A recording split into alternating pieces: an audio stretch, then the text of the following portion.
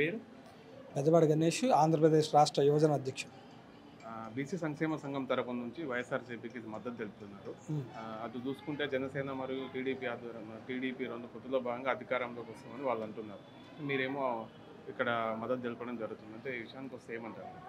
ఇప్పుడు నా పేరు బెజవాడ గణేష్ అండి. నేను ఆంధ్రప్రదేశ్ రాష్ట్ర బీసీ సంఘం యువజన నాయకుడిని. పోతే ఏదైతే ఈ పొత్తులని ఏదైతే చెప్తున్నారో దాని గురించి నేను గత కొంతకాలంగా ప్రతి ప్రెస్ మీట్లో చెప్తా ఉన్నాను. ఈరోజు కూడా చెప్తున్నాను. ఈ పొత్తులు అనేవి లేవండి. ఏదైతే ఒకే పార్టీని 2 పార్టీలుగా విభజించి జనసేన పార్టీ, టీడీపీ పార్టీ అని 2 పార్టీలుగా విభజించి రకరకాల పొత్తులతో రకరకాల కూటములతో జనాల్ని మసిపూసి మారేడికాయ చేద్దామని ప్రయత్నం తప్ప ఇక్కడ ఎక్కడా కూడా 2 పార్టీలు లేవండి. మేము ఫస్ట్ నుంచి చెప్తున్నాము.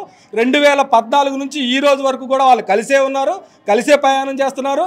ఉదాహరణకి పవన్ కళ్యాణ్ గారికి ప్యాకేజ్ అందిందంటే వెంటనే తీసుకెళ్ళి వారాహి బండి చంద్రబాబు నాయుడు గారి ఇంట్లో పార్క్ చేసి వస్తారు. లేదంటే వెంటనే వారాహి బండి తీసి జనాల్లోకి వెళ్ళిపోతారు. ఇదంతా ఏ విధంగా నడుస్తుందండి? జనాలు గమనిస్తూనే ఉన్నారు. ఇది అసలు ఏదైనా కూటమి కానే కాదు. 100కి 150% జనసేన, టీడీపీ వేరే పార్టీలు కాదు. అవి 2 ఒకటే పార్టీ. విభజించినట్టు జనాలు నటించి వాళ్ళని మోసం చేసే దిశగా వెళ్తున్నారు తప్ప ఇది నిజం కాదు.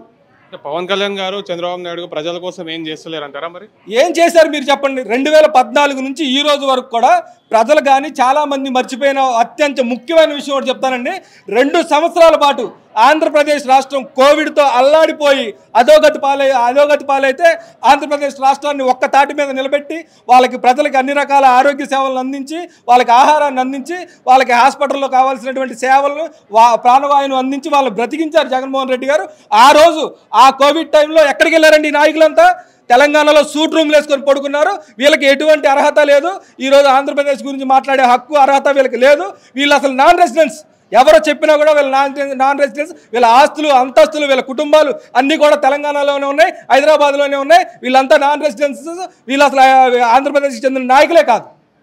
మేమే అధికారంలోకి రాబోతున్నాం, మీ అంత చూస్తామని వాళ్ళు పెద్ద ఎత్తున ధీమా వ్యక్తం చేస్తున్నారు. వీళ్ళు పగటి కాలంలో కంటం తప్ప వీళ్ళు అధికారంలో రావడం అనేది జరగదు. ఎప్పటికీ జరిగే ఇదే కాదు. ప్రజలకి తెలుసండి, జగన్మోహన్ రెడ్డి గారు నొక్కినటువంటి 126 బటన్స్ ప్రజల్లోకి చాలా ధీమాగా వెళ్ళాయి. శాచురేషన్స్ పద్ధతితో ఎటువంటి జన్మభూమి లాంటి చెత్త కమిటీలు లేకుండా ప్రజల అకౌంట్లోకి నేరుగా డబ్బులు వేసిన ఒకే ఒక్క మగవాడు జగన్మోహన్ రెడ్డి గారు. దాన్ని ప్రజలందరూ గమనిస్తున్నారు. వీళ్ళు ఏదో అనుకుంటున్నారు, నలుగురిని తీసుకొచ్చి డ్రామా ఆర్టిస్టులు, పెయిడ్ ఆర్టిస్టులు తీసుకొచ్చి జగన్మోహన్ రెడ్డి గారి మీద బురద తెలుదాం అనుకుంటున్నారు. దీనన్నిటికీ ఒకటే ఒక సమాధానం. రాప్తాడు సిద్ధం సభను గమనించాలి ప్రజలు. 10 లక్షల మంది వాలంటరీగా వచ్చారండి, డబ్బులు ఇస్తే రారండి. అదేవిధంగా మా బీసీలందరూ కూడా జగన్మోహన్ రెడ్డి గారు నిర్వహిస్తున్నటువంటి సిద్ధం సభలకి అత్యధిక సంఖ్యలో హాజరవుతున్నది మా బీసీ సభ్యులేనండి.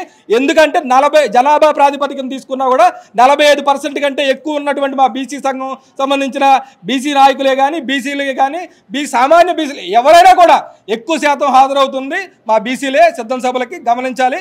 దీన్ని బట్టి తెలుస్తుంది ఎవరు బీసీలకి సపోర్ట్ చేస్తున్నారు, ఎవరు బీసీలు ఎవరిని సపోర్ట్ చేస్తున్నారు అనేది ప్రజలు అర్థం చేసుకుంటారు.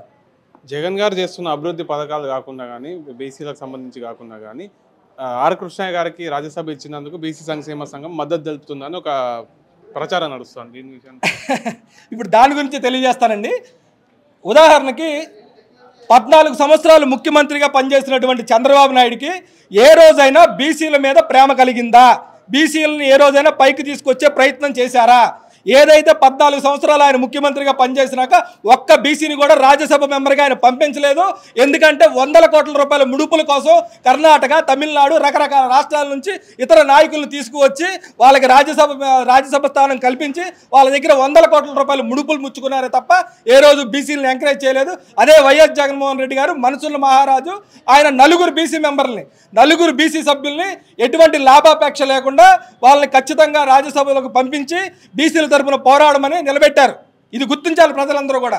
ఏ రోజైనా పోనీ ఆయన డిబేట్కి రమ్మనండి. ఆయన 14 సంవత్సరాలుగా ముఖ్యమంత్రిగా పనిచేసినప్పుడు ఏ ఒక్క బీసీనైనా రాజ్యసభకి లాభాపేక్ష లేకుండా పంపాడని, పోనీ అసలు లాభాపేక్ష అవసరంలా, అసలు ఎటువంటి ఏదైనా ఒక బీసీకి సంబంధించిన అతన్ని రాజ్యసభ మెంబర్గా పంపారా? అదే ఆర్ కృష్ణయ్య గారు 40 సంవత్సరాల పాటు బీసీల కోసం విచ్ఛిన్నమైన పోరాటాలు చేసిన ఒకే ఒక గొప్ప నాయకుడు ఆర్ కృష్ణయ్య గారు. ఆయన్ని గుర్తించి ఎక్కడున్నా సరే పిలిచి పిలిచి మరి రాజ్యసభ సీటు కల్పించి బీసీల తరపున పార్లమెంట్లో పోరాడమని పంపిన జగన్మోహన్ రెడ్డి గారిది అత్యున్నతమైన మనసు కలిగిన వ్యక్తి అనాలా, లేకపోతే బీసీల తోకలు కత్తిరిస్తానన్న చంద్రబాబు నాయుడు అత్యున్నతమైన మనస్తత్వం అనాలా? మీరు చెప్పండి. ఇప్పుడు బీసీ సంక్షేమ సంఘం ఏ లాభాలు ఆశించకుండా పనిచేస్తుందంటారా? 100కి 150% పనిచేస్తుందండి. కేవలం జగన్మోహన్ రెడ్డి గారు ప్రవేశపెట్టినటువంటి ఈ నవరత్నాల పథకాలకి మేము అందరం కూడా ఆకర్షితులమయ్యి ఆయన్ని వాలంటరీగా గెలిపిద్దామని, ఆయన్ని వాలంటరీగా ఆయన నిలబెట్టిన అభ్యర్థులకు వాలంటరీగా మద్దతు తెలుపుతున్నాం. ఆ పని మీదే ఈరోజు ఆ విధమైన కార్యక్రమం కోసమే ఈరోజు విజయవాడ సెంట్రల్ కాన్స్టిట్యున్సీకి వచ్చి మా వెల్లంపల్లి సీనన్నకి మేము మద్దతు తెలుపుతున్నాం మా బీసీ సంఘం నుంచి. థ్యాంక్ యూ అన్న. రానున్న అసెంబ్లీ ఎన్నికల్లో ఏ పార్టీ అధికారంలోకి వస్తే బాగుంటుందని మీరు భావిస్తున్నారు? జగన్ గారు అధికారంలోకి వస్తే బాగుంటుంది అనుకుంటున్నామండి. ఎందుకు? ఎందుకంటే పరిపాలన మంచిగా ఉంది, అందరికీ బాగుంది కాబట్టి అన్ని ఫంక్షన్లు అన్ని రకాలుగా అన్ని సదుపాయాలు బాగా చేస్తున్నాడు. మీ ఇంట్లో ఏమైనా పథకాలు వచ్చినా? మాకు ఇంట్లో అన్ని పథకాలు అన్నీ వచ్చినాయండి. అంటే ఓన్లీ ఆడవాళ్ళకి మాత్రమే పథకాలు వస్తున్నాయి, ఆడవాళ్ళకి రావట్లేదు? ఆడవాళ్ళకి వస్తున్నాయి, మగవాళ్ళకి ఫంక్షన్లు వస్తున్నాయి, అన్ని సహకారంగా అన్ని బాగా జరుపుతున్నాడు. మాకు ఇబ్బంది లేదు. మళ్ళీ జగన్ గారు రావాలని మేము అనుకుంటున్నాము. గతంలో చూసుకుంటే కూడా చంద్రబాబు నాయుడు గారు కూడా పథకాలు ఏవైతే ఉన్నాయో ఆ పథకాలు కూడా అమల్లోకి తెచ్చారు. ఇప్పుడు చూసుకుంటే మరి జగన్ గారే ప్రత్యేకంగా కావాలని ఎందుకు కోరుకుంటుంది ప్రజలు? ఆయన చంద్రబాబు నాయుడు పథకాలు తెచ్చాడు కానీ మనకి జాబర్లో తెచ్చి పంచలేదు కదా. జగన్ గారు అనుకున్న ప్రకారంగా ఏది అనుకున్నాడో అవి మనిషి ప్రకారంగా చేస్తున్నాడు.